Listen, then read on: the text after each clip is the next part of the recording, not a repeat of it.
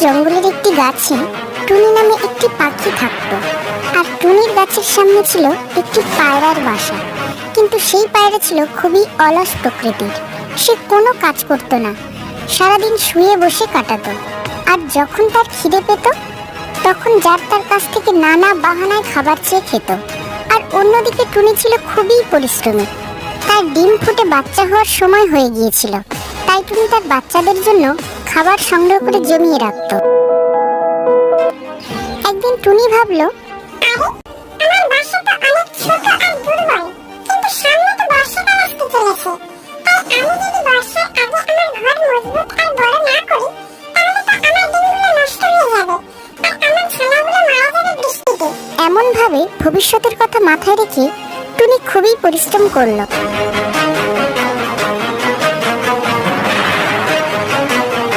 এবং 1 মাসের মধ্যে টুনি একটি সুন্দর মজবুত ঘর তৈরি করে ফেললো। আর এখন বর্ষায় ভিজে যাওয়ার কোনো চিন্তাই তার রইল না। আমি তো মজবুত ঘর তৈরি করে ফেলেছি, এখন আমার বর্ষাকালে আর ভেজার কোনো চিন্তা থাকলো না। আর অন্যদিকে অলস পায়রার বর্ষা মরশুমের জন্য কোনো চিন্তা ছিল না।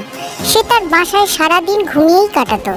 একদিন টুনি পায়রার বাসায় আসলো আর বলল, পায়রা ভাই, তুমি এখনো বসে আছো? তোমার কি বর্ষাকাল নিয়ে কোনো চিন্তা নেই? বর্ষা মৌসুম তো প্রায় চলেই আসলো। আমি তো আমার মজবুত ঘর তৈরি করে ফেলেছি। তুমিও শক্ত করে ঘর তৈরি করে ফেলো বর্ষা আসার আগে। তা না হলে তুমি কোথায় থাকবে? আরে টুনি, তুমি তোমার নতুন ঘর তৈরি করছো আর আমার কাছে এসে আমাকে হুকুম দিচ্ছ নতুন ঘর তৈরি করার জন্য? আর তোমার কথা মতো আমাকে কাজ করতে হবে নাকি? যখন বর্ষা আসবে তখন আমি আমার ব্যবস্থা করে নেব। তুমি এখন এখান থেকে যাও, আমার মাথা খারাপ করো না। পায়রার এমন কথা শুনে টুনি উদাস হয়ে ঘরে চলে গেল। আমি তো পায়রা ভাইকে ভালোর জন্যই বলেছি, যাতে ও বর্ষায় কষ্ট না পায়, আর ও কিনা আমার উপর রেগে গেল। এভাবে বেশ কিছুদিন কেটে গেল। আর ওইদিকে টুনির ডিম ফুটে 3টি ছানা হয়েছে। আর তার জন্য টুনি তো বিশাল খুশি। বর্ষাকাল চলে এসেছে আর আমার ছানাও হয়ে গিয়েছে, আর তার সাথে আমার মজবুত ঘর, তাই আমার আর কোনো চিন্তা নেই আজ। একদিন খুব জোরে ঝোড়ো হাওয়া বইতে লাগলো আর বৃষ্টিও শুরু হয়ে গেল। এখন টুনির কষ্ট সার্থক হয়েছে, তার ঘরে কোনো জল পড়ছে না। আর অন্যদিকে পায়রার বাসা জলে ভিজে নিচে পড়ে গিয়েছে। আর পায়রাও বর্ষার জলে ভিজে গেল। আরে আমার বাসা তো বৃষ্টি গেলে পুরো ভিজে নষ্ট হয়ে গিয়েছে, এখন আমি কি করব? আমার তো খুব ঠান্ডা লাগছে, এখন আমি কোথায় যাব? এক কাজ করি, টুনির ঘর তো খুব মজবুত, আমি কিছুদিন ওখানে গিয়ে থাকি। এই বলে পায়রা টুনির ঘরের দিকে চলে গেল আর ঘরের দরজায় কড়া নাড়তে লাগলো। কি ওখানে? আরে টুনি, আমি তোমার পায়রা ভাই, দয়া করে দরজাটা একটু খোলো। আমার বাসা বৃষ্টির জলে নষ্ট হয়ে গিয়েছে আর আমার খুব ঠান্ডা লাগছে, আমাকে একটু তোমার ঘরে থাকতে দাও। টুনি তখন পায়রাকে তার ঘরে ঢুকতে দিল এবং একটু আগুনের ব্যবস্থা করলো, যাতে পায়রার শরীর একটু গরম হয়। পায়রা ভাই, যতক্ষণ বৃষ্টি না থামে তুমি আমার ঘরে থাকতে পারো। যখন বৃষ্টি থেমে যাবে তখন তুমি আর আমি মিলে তোমার জন্য একটি মজবুত ঘর তৈরি করব। এখন তুমি একটু বিশ্রাম করে নাও। পায়রা টুনির কথা শুনে খুবই নারাজ হয়ে গেল আর মনে মনে ভাবলো, আরে বাহ, টুনির ঘর তো দেখছি সত্যি অনেক সুন্দর ও মজবুত, আর টুনিও দেখছি খুবই ভালো। পায়রা টুনির জায়গায় শুয়ে পড়লো। এইভাবেই 3 দিন কেটে গেল আর বৃষ্টিও থেমে গেল। চারদিক থেকে পাখির কিচিরমিচির শব্দ আসতে লাগলো। তখন টুনি পায়রাকে বলল, পায়রা ভাই, কিছু মনে করো না, এখন তো বৃষ্টি থেমে গিয়েছে আর আমরা চাইলে তোমার জন্য মজবুত ঘর এখন বানাতে পারি। পায়রা খুবই অলস আর স্বার্থপর প্রকৃতির ছিল, তাই সে এমন কথা শুনে খুবই দুঃখিত হলো আর মনে মনে বলল, আরে এত তাড়াতাড়ি বৃষ্টি থেমে গেল, টুনির ঘরে কত আরামে থাকতাম, আর ও তো এখন আমাকে নতুন ঘর বানাতে বলছে। পায়রা তখন একটা বাহানা করলো আর বলল, আরে টুনি, বৃষ্টিতে ভেজার কারণে আমি খুব অসুস্থ হয়ে পড়েছি আর আমার মাথা খুব ব্যথা করছে, আমি আজ ঘর বানাতে পারবো না। আমাকে মাফ করে দিও পায়রা ভাই, আমি জানতাম না যে তুমি অসুস্থ। যখন তুমি সুস্থ হয়ে যাবে তখন আমরা দুজনে মিলে তোমার ঘর পুনরায় তৈরি করবো। ও টুনি তো দেখছি খুবই বোকা, আমি একে আমার জালে খুব সহজেই ফাঁসিয়ে নিয়েছি। পরের দিন সকালে টুনি আবার পায়রাকে বলল, পায়রা ভাই, আমি একটু জরুরি কাজে বাইরে যাচ্ছি, তুমি আমার ছানাদের একটু দেখো। তুমি একদম ভেবো না টুনি, আমি তোমার ছানাদেরকে খুব ভালোভাবে খেয়াল রাখবো। পায়রার কথা শুনে টুনি সেখান থেকে চলে গেল। আর পায়রা তখন আরামে ঘুমিয়ে পড়ল। টুনির ছানারা খেলা করছে, আর ছানাদের কিচিরমিচির শব্দে পায়রার ঘুমে ব্যাঘাত ঘটল।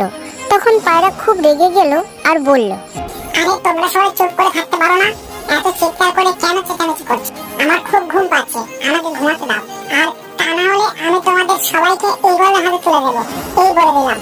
টুনির ছানারা খুব ভয় পেয়ে গেল পায়রার কথা শুনে। এদিকে টুনি পায়রার ঘর তৈরির সরঞ্জাম নিয়ে আসলো এবং এসে দেখলো তার ঘরে রাখা সমস্ত খাবার খেয়ে পায়রা সাবার করে দিয়েছে। তবুও টুনি পায়রাকে কিছুই বলল না আর পেটে খিদে নিয়ে ঘুমিয়ে পড়ল। পরের দিন টুনি পায়রার ঘর তৈরি করে দিল আর পায়রাকে এসে বলল, পায়রা ভাই, একটু আমার সাথে চলো, আমি তোমাকে কিছু দেখাতে চাই। টুনি তখন পায়রাকে তার নতুন ঘরের ওখানে নিয়ে আসলো। পায়রা ভাই, আমি তোমার নতুন ঘর তৈরি করে দিয়েছি, এখন তুমি তোমার ঘরে আরামে থাকতে পারো। পায়রা টুনির একথা শুনে রাগে জ্বলে উঠল আর মনে মনে বলল, আরে এই ব্যাটা তো দেখছি খুবই চালাক, কিন্তু আমি এখানে এখন কিভাবে থাকবো? আমার তো টুনির ঘরে আরামে থাকার অভ্যাস হয়ে গিয়েছে। এদিকে টুনি পায়রার ওখান থেকে চলে গেল আর পায়রার নিজের বাসায় একদম আরাম মিলল না। ফলে সে টুনির ঘরের ওখানে গেল আর বলল, টুনি, আমার ঘরে সাপ এসেছে, তাই আমি সেখান থেকে প্রাণ বাঁচিয়ে তোমার এখানে চলে এসেছি। টুনি তখন পায়রার কথায় একদম বিশ্বাস করল না। এই পায়রা আমার ঘরে থাকার আর কাজ না করে খাওয়ার অভ্যাস হয়ে গিয়েছে। টুনি তখন পায়রাকে উচিত শিক্ষা দেওয়ার কথা ভাবল। পরের দিন পায়রা যখন টুনির ওখানে আসলো আর মিথ্যা বাহানা করলো, তখন টুনি বলল, পায়রা ভাই, আমার ছেলেরা খুবই অসুস্থ আর ওরা এখন ঘুমাচ্ছে, ঘরে শোয়ার জায়গাও নেই, তুমি অন্য কোথাও যাও, আমার ছেলেরা তোমার সঙ্গে বিরক্ত হয়ে যাচ্ছে। পায়রা টুনির এমন কথা শুনে তার নিজের বাসায় চলে আসলো আর বলল, এই টুনির আবার কি হলো? ও আমাকে ওর ঘরে থাকতে বারণ করলো, এখন আমি কি করি? আমার তো ভীষণ খিদে পেয়েছে, আমি কোথায় থেকে খাবার খাবো? পরের দিন সকালে পায়রা পুনরায় টুনির ঘরের সামনে এলো, কিন্তু টুনি কোনো না কোনো বাহানা বের করে তাকে সেখান থেকে বিদায় করে দিল। আর এইভাবে প্রায় অনেক দিন টুনি পায়রাকে তার ঘরে ঢুকতে দেয়নি। আর তার ফলে পায়রা খুবই চিন্তায় পড়ে গেল আর খিদের জ্বালায় অস্থির হয়ে গেল। তারপরে অবশেষে কোনো উপায় না দেখে পায়রা মেহনত করে খাবার খোঁজা শুরু করে দিল আর পেট ভরে খেল। আর এদিকে টুনি পায়রার এই পরিবর্তন দেখে খুবই খুশি হলো। পায়রা পরিশ্রম করে টুনির মতো একটি মজবুত ঘরও তৈরি করে ফেলল আর তার জীবন আরামে কাটতে লাগলো। একটা জঙ্গলে পশু পাখিদের বসবাস ছিল। সেই জঙ্গলে রাজা ছিল ঈগল। একদিন খাবারের সন্ধানে সে এদিক ওদিক ঘুরে বেড়াচ্ছিল। ঘূর্ণিঝড়ের আবহাওয়া শুনে একটা পাখিকে দায়িত্ব দিল ঘূর্ণিঝড়ের একটি জরুরি ঘোষণা, আগামী সপ্তাহে বনে ঘূর্ণিঝড় আঘাত আনতে পারে, সতর্কতামূলক ব্যবস্থা নেওয়ার কথা বলেছেন বনের সর্দার ঈগল মহাশয়। একটি জরুরি ঘোষণা, আগামী সপ্তাহে বনে ঘূর্ণিঝড় আঘাত আনতে পারে, সতর্কতামূলক ব্যবস্থা নেওয়ার কথা বলেছেন বনের সর্দার ঈগল মহাশয়। ঘূর্ণিঝড়ের ভয়ে সবাই তাদের নিজের বাসা ঠিক করলো এবং বৃষ্টি থেকে বাঁচতে নিজ নিজ ব্যবস্থা নিল।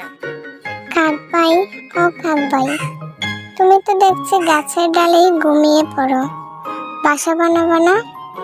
তুমি কি শুনতে পাওনি যে কিছুদিনের মধ্যে আমাদের এলাকায় ঘূর্ণিঝড় হবে এবং খাবারের সংকট দেখা দেবে? আরে টুনি, এগুলো আমি ভয় পাই না, আমার কিছুই হবে না। আমি তোমাদের মতো এত ভীতু না, আর খাবারের আমার অভাব নেই। সারা বনে কত খাবার, এগুলো কি উড়ে যাবে নাকি? তুমি বরং নিজের চিন্তাই করো। কাকের কথায় টুনি রাগ করে চলে এলো নিজ বাসায়। কাক নিজের জন্য বাসা বানালো না, খাবারেরও কোনো ব্যবস্থা করলো না। বনের সব পশু পাখিরা নিজ নিজ বাসা ঠিক করলো এবং খাবার জমা করে রাখলো। প্রচুর পরিমাণে বৃষ্টি আর বজ্রপাত শুরু হলো। সব পশু পাখিদের মতো টুনিও তার বাচ্চাদের নিয়ে নিজের বাসার মধ্যে বসে রইল। কাকের তো বাসা নেই, সে টুনির বাসার পাশে এসে দাঁড়িয়ে রইল। ও কাক ভাই, তোমার তো অনেক কষ্ট হচ্ছে, আসো আমার বাসায় আসো।